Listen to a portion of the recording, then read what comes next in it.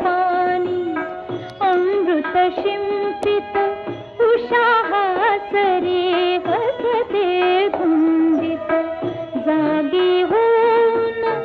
फुले सुगंधित जागी होऊन फुले सुगंधित तालावर डोलते प्रभाते